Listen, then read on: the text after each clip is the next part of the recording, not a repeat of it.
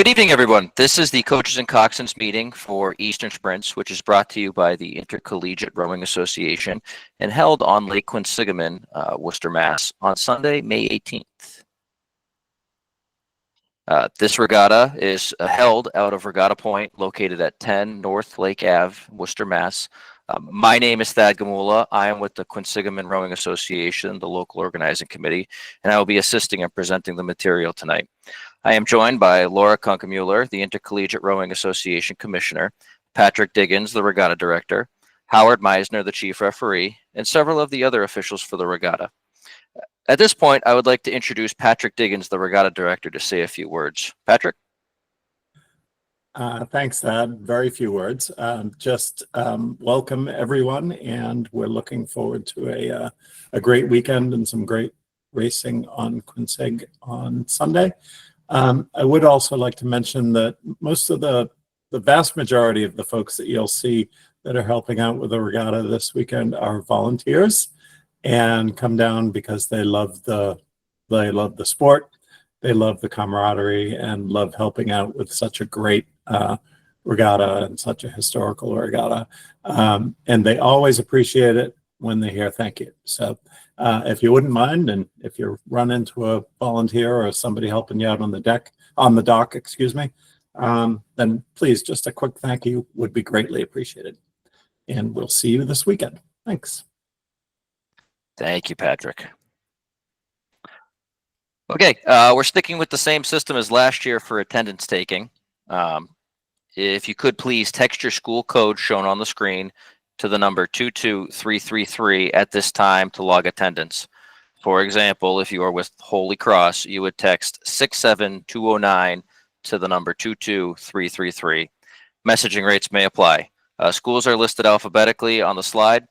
The second option we also have available tonight is to scan the QR code on the screen and follow the instructions that come up to properly log attendance. Either way will work. No matter how you do it, should log the attendance for your school. If for some reason you do not see your school name on this list, please email me at thadgamula@qra.org. You can also reach out to anybody else you see on the screen here: Howard, Laura, Patrick, Kaylee. I forgot to introduce Kaylee Durham, also with the Intercollegiate Rowing Association. Sorry, Kaylee. But any way you enter it here, you should be able to log your information. And while we wait for attendance to come in, I would like to point out the Q&A function of this platform. As many of you have noticed, camera, microphone, and chat have been turned off for all except for the presenters tonight. We ask if you do have a question during the presentation, please enter it in the Q&A function, which can be found at the bottom right of your screen. Some have 9 dots, some have a triangle, square, and circle icon. Once again, it's at the bottom right. If you click that, as you can see on the screen, it will open up the meeting tools and you can find the Q&A tab there. It looks pretty good for attendance. I see good numbers, so we are going to continue on with the presentation. Let's shift to practice times and the traffic pattern. So everyone knows the practice is on Friday and Saturday this weekend. Friday practice has one session starting at 1 p.m. and ending at 6 p.m. The dock will close to launch and cruise at 5:30 p.m. Just a reminder, gates for trailers do open up at 8 o'clock on Friday, and they will close and be locked at 7 p.m. Saturday, there are 2 sessions. The first is 9 a.m. to 12 p.m. and the second is 1:30 p.m. to 5:30 p.m. All of this is in the arrival documents that you have seen. The launch docks will officially close at 11:30 a.m. and 5 o'clock p.m. respectively. Please note the gates to Regatta Point officially open for trailers on Saturday at 8 o'clock and will close and be locked at 6 p.m. For either day, please do not arrive early. You will be asked to drive around until the gates do officially open. The hospital has reached out and has specifically asked us this year not to interfere with traffic on their property on North Road by having trailers parked or staged along North Road. So please plan accordingly. The traffic pattern on practice day. On the lake, if you haven't been here before, we have 7 fully buoyed lanes numbered 0 through 6. Lane 0 is closest to the Worcester shore. Those of you launching from Regatta Point are on the Worcester shore. On practice day, if you're launching from Regatta Point, once again, Worcester Shore, you must travel directly north to the start. You may travel north outside of the course in lane 0 or in lane 1. Lane 2 is a dead lane. There should be absolutely no boat travel in lane 2. There will be several large wakeless marshalling launches in that lane. Please do not at any point enter lane 2. This means no crossing of the course at any point either. Once again, to reference our course configuration, lane 2 is the third fully buoyed lane from the Worcester Shore. If you are a crew launching from Donahue Rowing Center, you must travel outside the course, past the finish before you turn and row across the lake. You will join the crews heading north on the opposite side from Regatta Point, and once again, you will go north outside the course in lane 0 or in lane 1. Once again, not lane 2. When traveling to the start on practice days, please be aware there is no pressure. Please note the shallow area marked at the top of the map here.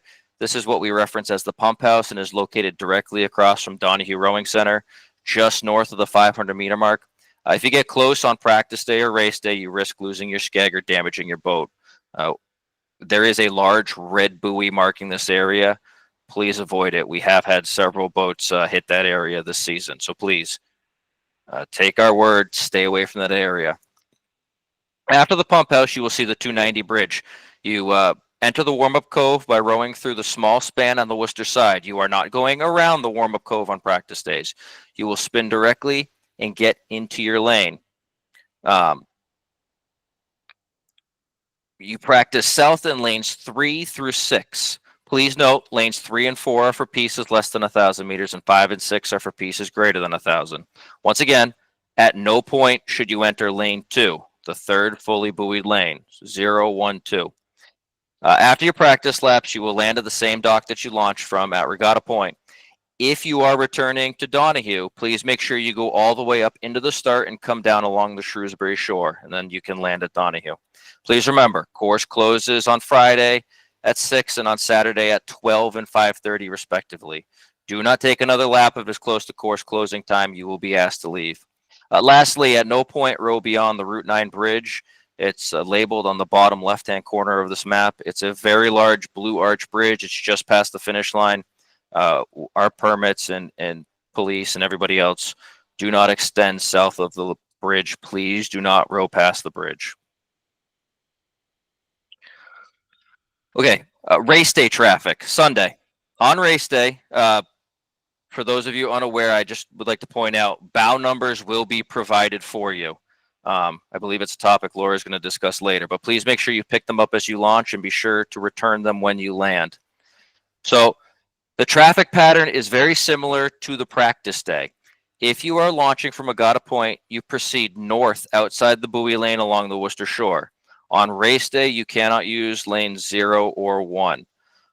Do not row in any lane towards the start on race day. We do have several 7-boat races, so please keep clear of the buoy lines. Same thing, avoid the pump house shallows once you get up north past the 500-meter mark.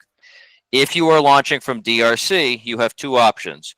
You can go directly across, make sure there are no races coming and you avoid the pump house, or proceed south along the Shrewsbury shore outside the buoy line. The main difference between race day and practice day is that on race day, if you launch from DRC, you may not go further than the 1,500-meter mark. Turn and make your way across when no boats are coming, then join the rest of the traffic headed north. Once again, after the pump house shallows, all crews will once again enter the warm-up area, the warm-up cove, through the small span on the Worcester Shore. So once again, to repeat myself, same as practice day, enter through the small span between the piers of the 290 bridge along the Worcester Shore. Please, absolutely no pressure pieces going through the bridge. Once you enter the start cove, you will see 3 large white buoys in the center. The traffic pattern is clockwise around these buoys. Please keep your head on a swivel up here. It can get tight. Please note the red shaded area in the back of the cove. Do not enter. It gets shallow and you can get out of earshot of the officials. Please we ask you, do not disappear into the back of the cove. There are two marshals stationed up there. They will gather you before your race is called and have you lined up in numeric order. When your race is called by the starter, you will enter the course between the Shrewsbury shore and the eastmost pier of the bridge. You'll get a better view of it on the next slide here. But after that pier, excuse me, please note at no point should you row between the stake boats. We have a lot of ropes going into the water here. Please do not row through the stake boats to enter the starting line. You will row between the Shrewsbury shore and the easternmost pier. After you get past the pier, you will turn your boat to starboard, row to your lane, turn back down towards the stake boat. At this point, you may do your practice starts. And just for another view, this is another view of that 290 bridge. Please, this picture is taken as if you were sitting in the middle of the three large buoys that you're going clockwise around. You can see off to the right-hand side, it's labeled Worcester. The small span off to the right is where you enter. The large span is where you race from, where the stake boats are. And all the way off to the left is the entrance to the start. The shoreline goes into the water here. You will enter between the shoreline and the piers. So once again, not through the stake boats. Enter the course through the far left when you're up here. And at this point, I would like to introduce the chief referee, Howard Meisner, to go over the method of the start and other refereeing points. Howard? Great, thanks, Thad. Good evening, everybody. I'm Howard Meisner. You've probably seen me around at various duels, tries, and other championship events. We're really thrilled to have you here for this year's men's sprints on Lake Quinsigamond. The race officials are here to support you and to ensure that this is a safe and fair regatta. I just have a couple of points to go over here. Weigh-ins will happen from 9:30 a.m. to 5:30 p.m. Saturday at the garage. If there is an issue where you cannot get to weigh-ins on Saturday in that window, please reach out to Patrick Diggins or myself ASAP so that we can arrange a time on Sunday. You're weighing in wearing your racing uniform only. Your racing uniform is defined as either your team uni and socks or team shorts, team t-shirt, and socks. If you roll off the bus in jeans and a hoodie, you're not going to be allowed to weigh in like that. We do not have practice weighing, so once you step on the scale, your weight will be recorded. We do have some additional weight, but we ask that if you are going to weigh more than 5 pounds, you should bring at least 5 pounds with you. We have sand and plastic bags to make up the rest. And please remember, no eating or drinking in line or in the weigh-in area. In terms of your equipment and launching, you've all signed a compliance agreement that says that your equipment will be maintained according to Article 3 of the Rules of Racing for the duration of the event. This includes a firmly fixed bow ball and heel ties that are properly attached at no more than 3 inches. We're not going to actively check at Control Commission for compliance, but we are going to visually look at your boat. If we see heel ties hanging down, we're going to ask you to put it in slings and address that. When you're on the docks, please follow the directions of the dock master. You can have a minimal 1 to 2 additional people to help you carrying oars and shoes. You'll pick up your bow marker from the north docks. So if you're launching at Regatta Point, you'll need to go over to the north docks to pick up that bow marker before you launch. We have a limited number of bow markers, so please don't try and get a bow marker more than 60 minutes before you launch. That has gone through the traffic patterns that you'll be following this weekend. I do want to highlight that in the last few years, we have issued warnings for crews on practice day going through the Route 9 bridge and rowing in lane 2. So we are absolutely serious about those things. Also, please remember that during practice, the warm-up area is not open, and you should turn into the lane you're going to use once you're through the 290 bridge. In terms of the race day traffic patterns, when there is a 7-boat race on the course, we will have a race official holding crews from going up to the start at the 1,000-meter point. That's just because it gets very close to the racing lanes, and we don't want the possibility of any interference there. So just be advised that if you're asked to hold before the 1,000-meter mark, that's why. And as soon as the race passes, the race official will let you continue up towards the start. At the start itself, we are going to be using a standard starting sequence. So you'll be called to the start by the starter. You'll go single file along the Shrewsbury shore and enter the course from lane 6. You'll work your way across to your assigned lane, and then you can warm up in your lane if you would like. If the lanes have changed, the starter will attribute your lane once you clear the pier on the 290 bridge. Your crew must be locked onto the starting line and ready to race 2 minutes prior to the start of your race. In the last few weeks, we've noticed that the wind has made it a little bit more challenging to keep your point once you've locked on. So coxswains, please work to actively maintain your point until the starter completes the polling of the crews. You can continue to scull your boat around until the starter gets to that last crew and says attention. Announcements will happen at 5, 4, 3, and 2 minutes. And new this year, alignment will be silent. So we have radios at the aligner, and for each of the stake boats, you will not hear the aligner calling across to move your boat forward or backwards. You'll know that we have alignment when we're inside of 2 minutes and the green flag is raised by the aligner. The aligner is located on the Shrewsbury pier of the 290 bridge. Once we have alignment and the starter confirms that we are safe and fair to start, they will start the race with a standard U.S. rowing poled start. Hands are not recognized during the start. If the weather or other conditions prevent the use of a normal starting procedure, the starter may go to what we call a quick start. In that case, they will advise you that they're going to use a quick start and give you a few moments to get your point. Then they will say, quick start, attention, the flag will go up, and you can go on go. For this race, there are a few things that would cause us to stop the race in the first 100 meters. A false start, as called by the judge at start, would be one of them.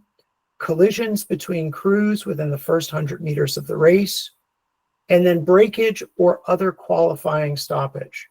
At men's sprints, this includes broken or damaged equipment, a competitor ejected from the boat, a competitor who has experienced an overhead crab, or equipment that is damaged as a result of the crab.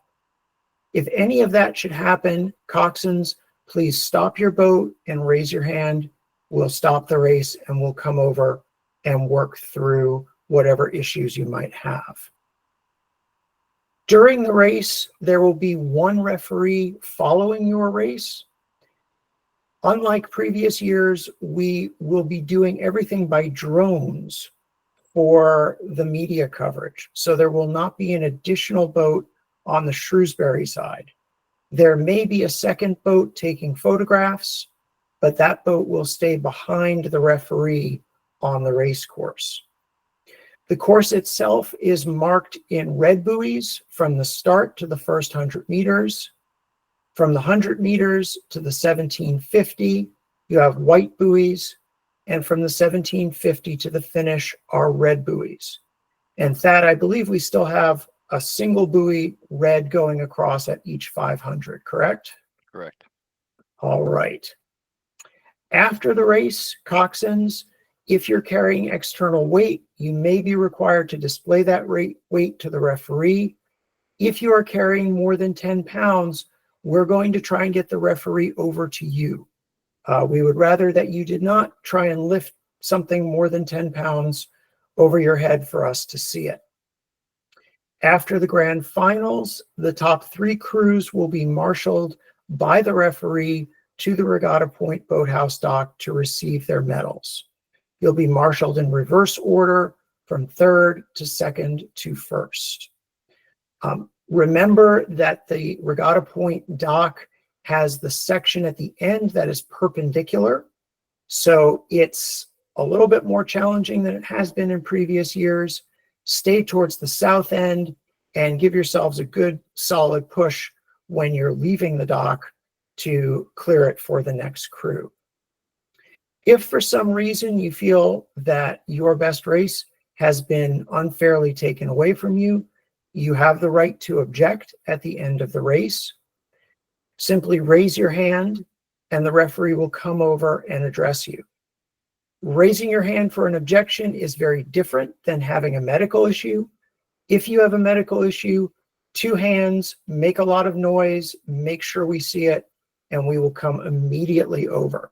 If it's just an objection to something that happened during the race, hands up, we will come over once all the crews have crossed the finish line. You'll have a conversation with the referee about what happened on the water, and the referee will make a ruling on the water. If you disagree with the referee's decision and wish to appeal it, you can initiate a protest at that point. You must always protest on the water. You can't accept the decision on the water, then come back to land, have a conversation about it, and then protest it. If you have a protest, find me. I will be around the Regatta Point office. Once you land, we'll have a conversation, see if we can figure out an amenable option. And if we can't figure something out, we'll take it to the race committee and we'll go through the formal process with the race committee to make a decision. Finally, just a reminder, if you take it out on the water with you, it comes back with you. So don't hand anything to stake boat holders. And most importantly, there is no urinating from the shells. I do see one question that I'll answer now. The minimum boat weight is 205, and the telemetry does count towards the boat weight because it is considered to be firmly fixed. I think that's it for me, Thad. All right. Thank you, Howard. And just to echo some of Howard's point, I'm just going to echo some of Howard's points. After the race is made official, you will spin your boat to starboard and proceed quickly out of the finish line area. You will land at the same docks you launched on. Listen to the dock masters for instructions. Boats going back to DRC will row up past the pump house, proceed directly across the course when there are no boats on the line waiting to start, and then row south along the Shrewsbury shore to Donahue. And to once again to echo Howard's points, if you happen to medal in your grand final event, you will be directed to the awards dock, which is shown here with a little purple squiggle. You will be called in reverse order. Please wait until you hear an official announce/direct you over. And we ask, while waiting, please be aware of there's a yellow shaded polygon on the screen right here. It's right around the finish tower. It does get very shallow around there. We ask you to just stay away. And we also ask you to not sit on the finish line while you wait to be called in for awards. Lastly, once again, at no point continue south past the Route 9 bridge as depicted on this map.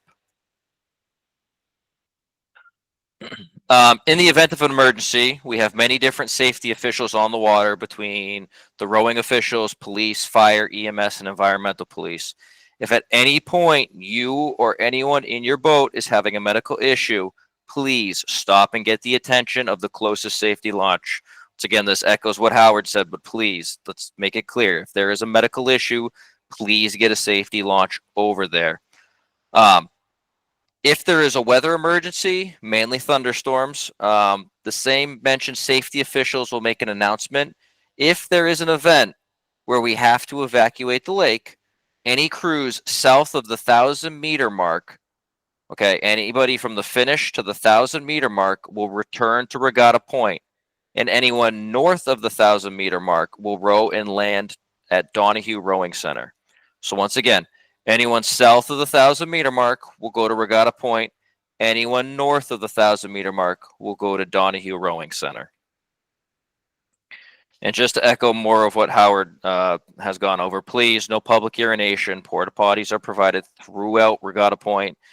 And also anything brought on the water by a crew must come off with the crew. Stake boat holders have been given strict instructions to not accept anything from boats.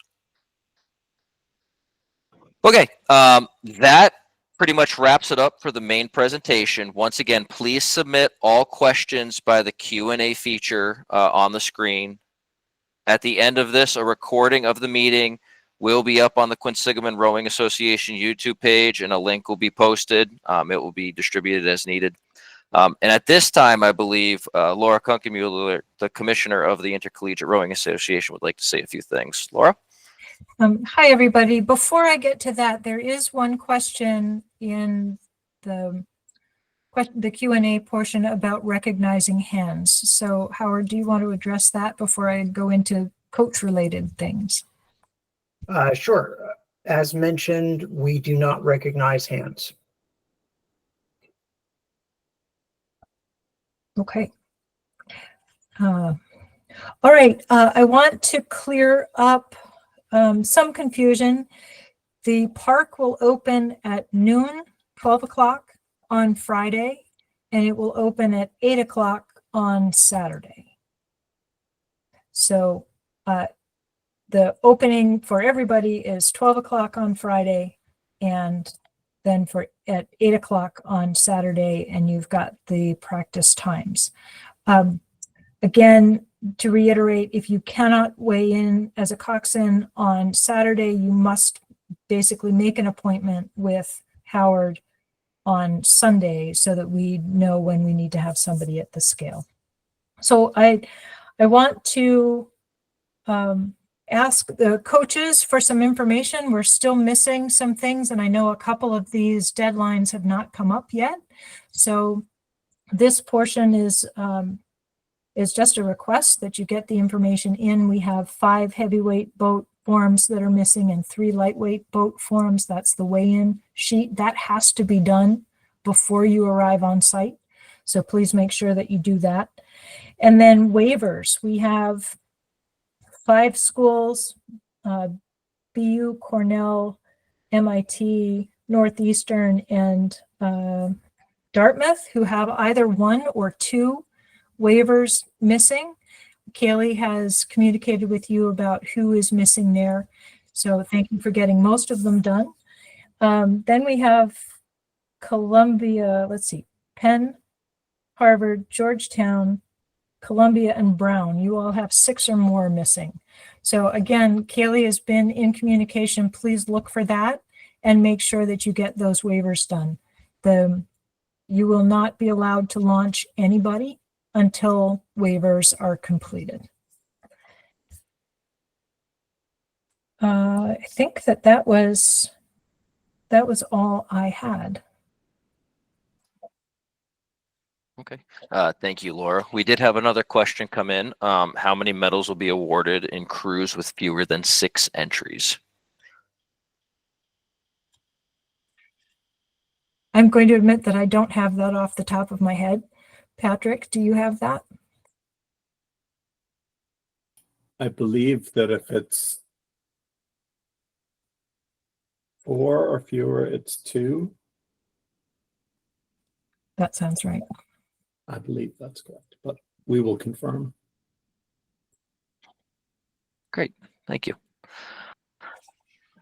We do have another question. Can you reiterate when hands are acknowledged and when they aren't? Howard?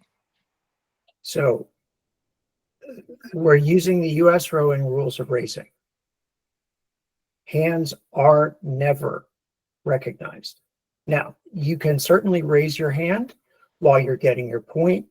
The starter may look at that and see that. They may take that into their consideration of when we have a safe and fair start, but we are not acknowledging that your hand is up in the air.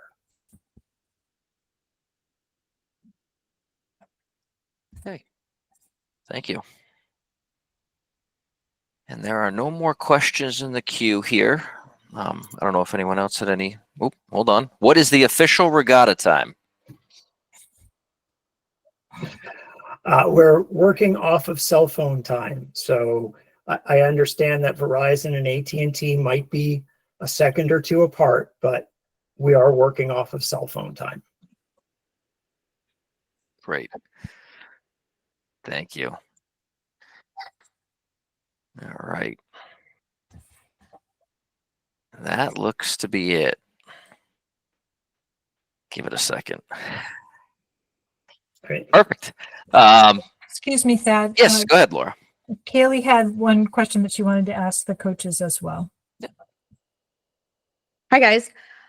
So I actually have something for the Coxswains too. Howard, I don't know if you mentioned this, but when you go out on the water, you might not be near a ref if something like breaks in your boat or you need to tighten something. So I highly recommend you bring a wrench or two with you. I will be on the water in the morning on Sunday. I'll be on a bright yellow rain jacket on the photography launch, and I will have a couple of tools with me. So if you don't have one, flag me down and I can let you borrow mine, but highly recommend that you have your own.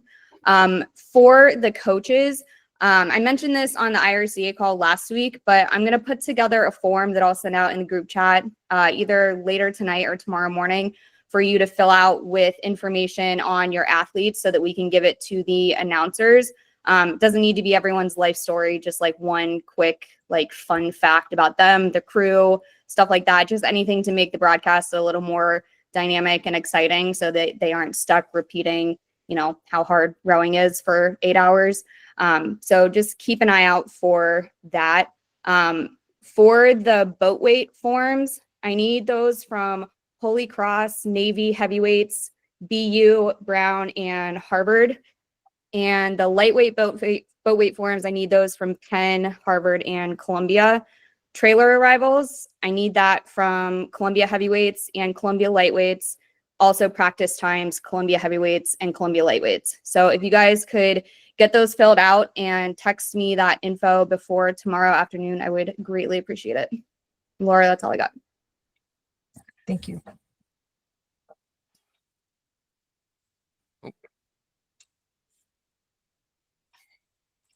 African or American? Perfect. All right. And with that, I thank everybody for attending. Once again, there will be a link to this meeting, a recording to this meeting posted somewhere. And if you haven't been to our course before and you'd like to get a view, there is also a video of a flyover of the full course. So check that out. Thank you all for attending, and we will see you all this weekend. Have a good night.